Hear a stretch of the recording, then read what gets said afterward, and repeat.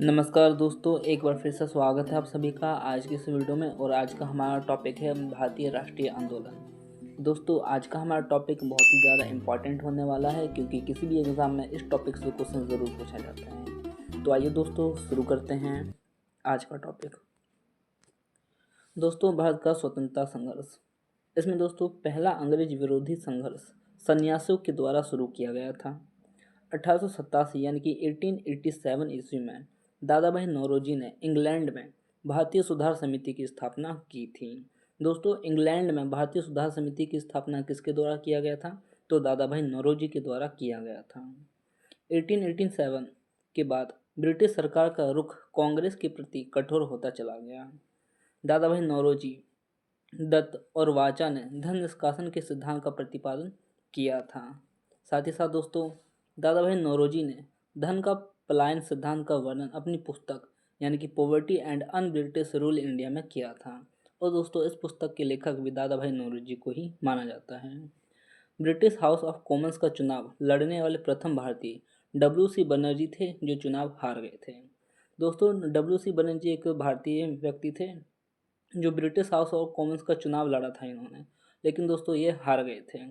British house of Commons के सदस्य चुने जाने वाले प्रथम भारतीय दोस्तों दादा भाई नौरोजी थे और इन्होंने लिबरल पार्टी के उम्मीदवार के रूप में फिन्सबरी से 1892 में चुनाव जीता था। 1892 में चुनाव जीता था। लॉर्ड कर्जन ने 20 जुलाई 1905 ईस्वी को बंगाल विभाजन के निर्णय की घोषणा की थी। दोस्तों, बंगाल विभाजन के निर्णय की घोषणा लॉर्ड कर्जन के द्वारा किया गया था। बंगाल विभाजन के विरोध में 7 अगस्त 1905 को कलकत्ता के टाउन हॉल में स्वदेश आंदोलन की घोषणा किया गया था। और दोस्तों बंगाल विभाजन 16 अक्टूबर 1905 को प्रभावी हुआ था और इस दिन पूरे बंगाल में शोक दिवस मनाया गया था। साथ ही साथ दोस्तों रविन्द्रनाथ टैगोर के आह्वान पर इस दिन को राखी दिवस के रूप में भी मनाया जाता है और जाना भी जाता है। दोस्तों, स्वदेशी आंदोलन में वंदे मातरम, विभाजन नहीं चाहिए एवं बंगाल एक है, ये सारे नारे लगाए गए थे। स्वदेशी आंदोलन का विचार सर्वप्रथम कृष्ण कुमार मित्र के पत्र संजीवनी में 1905 ईस्वी में प्रस्तुत किया गया था। दोस्तों, संजीवनी एक पत्र है जिसका प्रकाशन कृष्ण कुमार मित्र के द्वारा किया गया था। आंध्रा के डेल्टा इलाकों में स्वदेशी आंदोलन को वंदे मातरम आंदोलन के नाम से भी जाना जाता है। यानी कि दोस्तों ये जो स्वदेशी आंदोलन था इसे मातरम आंदोलन के नाम से भी जाना जाता है। स्वदेशी आंदोलन का दिल्ली में नेतृत्व सैयद हैदर रजा, मद्रास में चिदम्बरम पिल्ले, पूना व मुंबई में तिलक यानी कि बाल गंगाधर तिलक और पंजाब में लाला लाजपत राय ने किया था। दोस्तों, अलग अलग क्षेत्रों में अलग अलग नेताओं के द्वारा इस आंदोलन का नेतृत्व किया गया था। साथ ही साथ दोस्तों 1906 में कलकत्ता में हुए कांग्रेस के अधिवेशन की अध्यक्षता करते हुए दादा भाई नौरोजी ने पहली बार स्वराज की मांग प्रस्तुत की थी। यानी कि दोस्तों कलकत्ता में एक अधिवेशन हुआ था 1906 ईस्वी में और इसी अधिवेशन में दादा भाई नौरोजी ने पहली बार स्वराज शब्द की मांग की थी, स्वराज की मांग की थी। स्वराज शब्द का पहली बार प्रयोग दोस्तों स्वामी दयानंद सरस्वती ने किया था। स्वदेशी आंदोलन चलाने के तरीके को लेकर ही कांग्रेस 1907 के सूरत अधिवेशन में उग्रवादी यानी कि गर्म दल एवं उदारवादी यानी कि नरम दल नामक दो दलों में विभाजित हो गई। और दोस्तों इसी सम्मेलन की अध्यक्षता रास बिहारी बोस ने की थी। दोस्तों 1907 में एक सूरत अधिवेशन हुआ था और दोस्तों इसी अधिवेशन में जो कांग्रेस है वो दो भागों में बट गई थी, गर्म दल और नरम दल।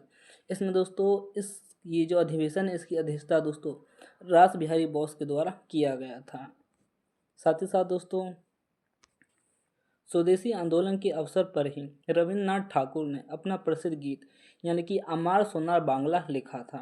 बाद में यही गीत बांग्लादेश का राष्ट्रीय गीत बन गया था। दोस्तों ये जो अमार सोनार बांग्ला है यही बाद में बंगाल का राष्ट्रीय गीत बन गया था। स्वदेशी आंदोलन के प्रचार प्रसार के लिए अश्विनी कुमार दत्त ने वारिसल में स्वदेश बांधव समिति की स्थापना की थी। दोस्तों स्वदेश बांधव समिति की स्थापना किसके द्वारा किया गया था? तो अश्विनी कुमार दत्त के द्वारा किया गया था। दोस्तों बंगाल में क्रांतिकारियों का पहला प्रमुख संगठन अनुशीलन समिति था जिसकी स्थापना 24 मार्च 1903 ईस्वी को हुआ था। दोस्तों ये जो अनुशीलन समिति है इसकी स्थापना 24 मार्च 1903 ईस्वी को किया गया था। संस्थापकों के अनुरोध पर बैरिस्टर प्रथम नाथ मित्र ने इसका नेतृत्व संभाला था। और दोस्तों इसका मुख्यालय कलकत्ता में था। इसके प्रथम कार्यकारिणी के 5 सदस्य थे। प्रथम नाथ मित्र, ये दोस्तों अध्यक्ष थे। दूसरे थे चित्तरंजन दास और तीसरे थे अरविंद घोष। अरविंद घोष दोस्तों उपाध्यक्ष थे। सुरेंद्र नाथ ठाकुर ये कोषाध्यक्ष चुने गए थे और सिस्टर निवेदिता कार्यकारिणी की सदस्य थी। दोस्तों 1906 में अनुशीलन समिति का पहला सम्मेलन कोलकाता में हुआ। अनुशीलन समिति का मुख्य उद्देश्य खून का बदला खून था। दोस्तों अनुशीलन समिति का मुख्य उद्देश्य क्या था? खून का बदला खून।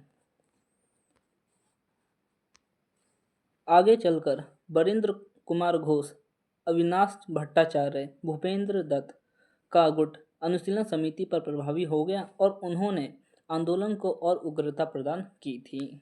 इन लोगों ने 1905 में भवानी मंदिर नामक अपनी पहली पुस्तक प्रकाशित की, जिसमें कहा गया था कि क्रांतिकारी राजनीतिक सन्यासी का जीवन तब तक बिताए जब तक स्वाधीनता प्राप्त ना हो। ये कथन दोस्तों इन सभी लोगों का था। दोस्तों अक्टूबर 1907 में अविनाश चंद्र भट्टाचार्य द्वारा प्रकाशित वर्तमान रणनीति उनकी दूसरी पुस्तक थी। दोस्तों वर्तमान रणनीति एक पुस्तक का नाम है। साथ ही साथ दोस्तों इस पुस्तक में कहा गया था कि भारत की स्वतंत्रता प्राप्ति के लिए फौजी शिक्षा और युद्ध आवश्यक है। इसके लिए दोस्तों छापामार युद्ध अपनाने के लिए कहा गया था। अनुशीलन समिति ने हेमचंद दास कानूनगो को पेरिस भेजा। दोस्तों अनुशीलन समिति ने हेमचंद दास कानूनगो को पेरिस भेजा था, जिनसे रूसी क्रांतिकारी निकोलसन सैन फ्रांसिस्को से बम बनाना सीखा था। इन्होंने दोस्तों रूस में बम बनाना सीखा था पेरिस में। बरिंद्र कुमार घोष, भूपेंद्र नाथ दत्त और अविनाश चंद्र भट्टाचार्य ने 1906 ईस्वी में युगांतर नामक साप्ताहिक पत्रिका प्रकाशित की थी। युगांतर दोस्तों एक पत्रिका है। साथ ही साथ दोस्तों युगांतर के प्रथम संपादक भूपेंद्र नाथ दत्त को 1907 में 1 वर्ष की कड़ी सजा भी हुई थी। भूपेंद्र नाथ दत्त को दोस्तों 1 साल की जेल भी हुई थी। 1908 ईस्वी में यह पत्र बंद कर देना पड़ा। दोस्तों ढाका अनुशीलन समिति की स्थापना पी मित्र एवं पुलिन दास ने 1904 ईस्वी में ढाका में की थी। दोस्तों ढाका अनुशीलन समिति की स्थापना ढाका में 1904 में किया गया था। और दोस्तों 11 दिसंबर 1908 को अनुशीलन समिति गैर कानूनी घोषित कर दिया गया था। प्रफुल्ल चाकी और खुदीराम बोस ने 30 अप्रैल 1908 को मुजफ्फरपुर के जज यानी कि किंग्सफोर्ड की हत्या का प्रयास किया था। दोस्तों प्रफुल्ल चाकी और खुदीराम बोस इन दोनों ने 1908 में मुजफ्फरपुर के जज यानी कि किंग्सफोर्ड की हत्या का प्रयास किया था। गलती से दोस्तों बम केनेडी की गाड़ी पर गिर गया, जिससे 2 महिला यानी कि प्रिंगले की पत्नी और उनकी बेटी इनकी मृत्यु हो गई थी। चाकी ने आत्महत्या कर ली और दोस्तों खुदीराम बोस को लगभग 18 वर्ष की अवस्था में 11 अगस्त 1908 को फांसी की सजा दी गई थी। दोस्तों खुदीराम बोस को 1908 में फांसी दे दिया गया था। खुदीराम बोस बंगाल के क्रांतिकारियों के युगांतर दल के सक्रिय सदस्य थे। युगांतर दल के नेता बरिंद्र कुमार घोष थे। दोस्तों अगर आप सभी को ये वीडियो पसंद आई हो तो लाइक शेयर सब्सक्राइब ज़रूर करें। और दोस्तों अगर आप सभी को इसका PDF चाहिए तो टेलीग्राम पे मिल जाएगा। टेलीग्राम का लिंक मैंने डिस्क्रिप्शन में दे दिया है। आज के लिए इतना ही, मिलते हैं फिर नेक्स्ट वीडियो में।